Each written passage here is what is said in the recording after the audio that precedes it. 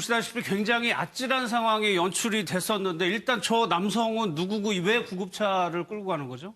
예, 그러니까 이게 지금 저 상황이 벌어지기 한 10분 전으로 좀 거슬러 올라가야 되는데요. 저 남성이 천안에 있는 한 대학병원 앞에 환자를 이송하기 위해서 잠깐 정차돼 있던 구급차를 몰고 그대로 달려간 겁니다. 서 있던 구급차를 예, 빼서 탈취해가지고. 예, 급하게 환자를 이송하느라 잠금 장치가 잠겨져 있지 않은 구급차를 타고 그대로 달려간 건데요. 예. 지금 한 2km 정도 간 겁니다. 병원으로부터. 그래서 저기는 그 천안에 있는 한 먹자 골목이라고 하는데 사람들이 굉장히 많잖아요. 예. 사람들이 많이 모이는 먹자 골목이라고 하는데 저 골목까지 들어간 거고요. 저 지금 차를 세우고 저렇게 난동을 부리기 직전에 어떤 일이 있었냐면 먹자 골목으로 들어가다가 여고생 2명을 칩니다.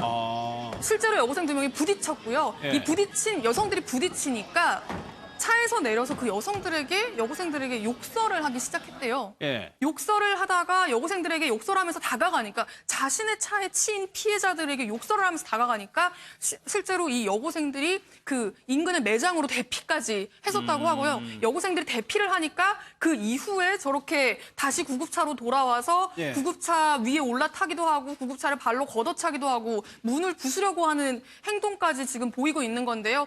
즉시 경찰이 출동해서 현장에서 체포가 되기는 했습니다. 예. 도대체 왜 저런 일을 벌였는지 지금 경찰이 조사를 하고 있는데요. 예. 그 이야기를 한번 직접 들어보시죠.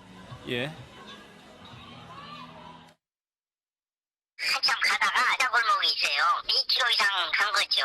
사람이 많으니까 살살 가다가 학생 2명을 살짝 부딪히니까 이제 그걸 섰던 거지. 환자 싣고 왔었죠.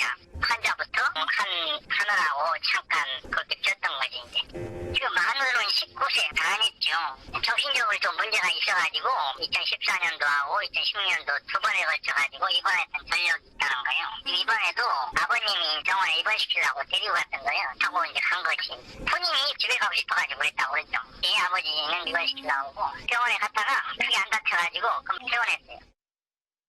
그러니까 이후에 교수님 어떻게 저 구급차를 탈취했는지, 그러니까 다른 일로 병원에 왔다가 비어진 구급차를 보고 가져간 것 같아요. 네, 그렇습니다. 저 안에 이제 그 응급 대기하고 있었던 70대 그 여성도 함께 있었던 것 같습니다. 예. 그래서 이제 응급실로 옮기는 그런 이제 과정 중이었던 것 같은데 잠깐 차의 키를 꼽아두고 그 자리를 비웠던 그 틈을 이용해서 이 10대 남자가 우리가 그 영상에서 본 것 같이 차 안에 이제 들어가면서 차 문도 차고 그 다음에 소리도 지르고 네. 그 다음에 이제 차가 이미 그 시동이 뭐 커져 있는 상태 비슷하니까 꼽아 있으니까 말이죠. 바로 시동을 걸어서 이제 그 출발을 했던 것이 아닌가 지금 이렇게 네. 추정을 하고 있는 그 상태입니다. 아까 내려가지고 차 걷어차고 막 그랬었잖아요. 왜 그랬는지 정신적으로 좀 문제가 있었던 사람입니까? 그러니까 경찰이 조사를 했는데요. 네. 아까 이제 잠깐 경찰이 이야기하기도 했는데 2014년과 2016년에 이미 2번이나 입원했던 이제 정신과 입원 어떤 전력이라고 해야 될까요? 그런 게 이제 있는 남성이었고요. 만 19세인데 이날도 19세? 예, 19세, 만 19세입니다. 그래서 지금 그러니까 면허가 있었는지조차 지금 확인이 안 되고 있어요. 운전 면허가 있었는지조차 확인이 안 되고 있는데 이날도 좀 최근에 상태가 안 좋아져서 아버지가 병원에 데려가서 입원을 시키려고 그 병원에 구급차를 탈취하게 된 그 병원에 간 게 치료를 받으러 간 거였던 겁니다. 그러니까 아버지가 같이 입원을 하자, 치료를 받자라고 해서 아버지 손에 이끌려서 병원에 갔는데 자신은 치료받기 싫다고 아버지하고 계속 실랑이를 하는 과정에서 난 집에 가겠다라고 실랑이를 하는 과정에서 구급차, 문이 열려있는 구급차가 보이니까 그걸 그대로 잡아 타고 저렇게 난동을 부리다가 실제로 부상자까지 만들어낸 지금 그런 상황인 겁니다. 소장님 실제로요. 뭐 이 차를 가지고 누군가 인파 속으로 막 달려갔다거나 뭐 외국에서 테러 보이는 것처럼 그렇게 돼서 큰일 날 뻔한 상황이에요. 큰 사고로 이어질 뻔했죠. 사실 저 한 2km 정도 이제 운전을 해서 갔던 건데 네. 다행인지 어쨌든 사람들이 많기 때문에 좀 천천히 운전을 해서 가다가 이제 여고생 2명을 살짝 치고 그래서 멈춰가지고 아까처럼 막 본인도 올라가서 뭐 밟기도 하고 이런 행동을 보인 거거든요. 그런데 만약에 정말 그 차를 탈취해서 운전을 해가면서 과속으로 운전을 했다면 저 골목 자체가 먹자 골목이기 때문에 굉장히 사람들이 많은 곳이었어요. 그러니까 자칫하면 정말 대형 사고로 이어질 수 있는 예. 위험한 그런 상황이었기 때문에 물론 우리가 이제 119를 이용하다 보면 급하니까 막 가서 응급실 도착해가지고 일단 이 응급 환자를 옮기는 게 중요하다 보니까 예. 119 구급대원이 원래 3명이 타고 있었거든요. 그분들은 지금 그 차에 거동을 못하는 그 70대 어르신을 빨리 옮기는 부분에 이제 더 중요성을 그랬겠죠. 두고 예. 옮기고 있는 상황이었기 때문에 차는 그냥 있었던 거죠. 그 키를 그냥 꽂아놓은 채로 그 틈을 이용해서 이제 올라갔던 건데 저런 부분은 앞으로 좀 이렇게 119 대원들께서도 좀 유념을 해야 되지 주의를 해야 않을까. 되겠네요. 그러니까 차 시동을 뭐 끈다든지 아니면 누가 경비원이 확실히 그걸 상황을 좀 지키고 있는다든지 뭔가 예. 좀 대책이 좀 필요해 보입니다. 그럼 김성수 변호사 이 법적으로는 어떤 처벌이 가능한가요? 예, 여러 가지 죄가 성립을 할 것으로 보이는데 좀 시간 순으로 설명을 드리자면 일단 차를 훔쳤지 않습니까? 그 부분은 절도가 될 것이고 또 이제 지나가다 여고생을 쳤어요. 예. 그 부분에 대해서는 업무상 과실치상이나 상해 또는 도로교통법 위반이 될 것입니다. 그리고 그 다음에 미조치한 것에 대해서도 도로교통법 위반으로 처벌이 될 가능성이 높고 그 다음에 욕을 하면서 갔지 않습니까? 예. 사람들이 많은 데서 여고생에게 욕을 한 것은 모욕죄가 될 수가 있습니다. 아. 예.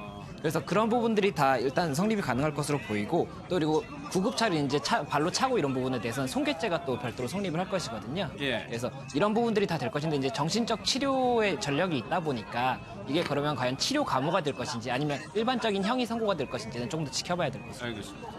김경수 위원 관련해서 좀 정정할 내용이 있어요? 네, 그렇습니다. 아까 제가 보좌관이 받은 500만 원과 2,700만 원 후원금 이 두 가지를 말씀드렸는데요. 이 2,700만 원 후원금에 대해서는 경찰이 아직 김경수 의원에게 확인하지 못했다. 재소환할 가능성도 있다라는 게 이제 경찰의 입장이고요. 이 보좌관 500만 원 이 부분에 대해서는 일단 보좌관은 김경수 의원에게 자신은 알리지 않았다라면서 김경수 의원은 몰랐다고 이야기하고 있고 예. 김경수 의원 역시도 자신은 몰랐다라는 게 이제 김경수 의원의 입장입니다. 그렇기 때문에 경찰이 좀 더 추가적으로 조사를 더 해보겠다는 입장입니다. 알겠습니다.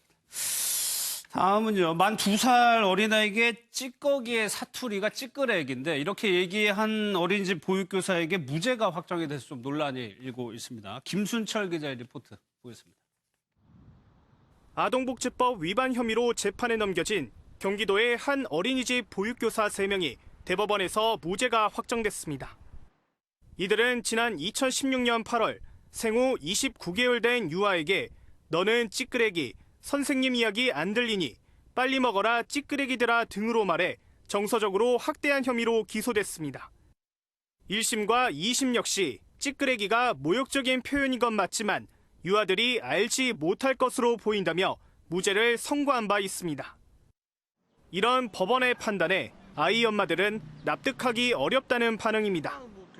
아무리 영화라도 인격체인데 타대하듯이 얘기한 거는 좀 잘못된 거라고 생각을 해요. 또 애들 눈치가 있고 또 표정으로 다 읽을 수 있잖아요. 아동학대가 정신건강과 정상적인 발달을 저해하거나 그 가능성까지 포함한 기존 대법원의 판단과는 달라 논란은 더 큽니다. 정서적 학대행위가 있는 경우뿐만이 아니고 그러한 가능성이 있음을 가해자가 미필적이라도 인식하는 것으로 족하다는 기존의 대법원 판결에도 어긋나는 판결이다. 이번 판결은 모욕을 인정하면서도 발언이 처벌 대상은 아니라고 선을 긋고 있지만 국민 법감정을 무시했다는 비판이 쏟아지고 있습니다. MBN 뉴스 김순철입니다.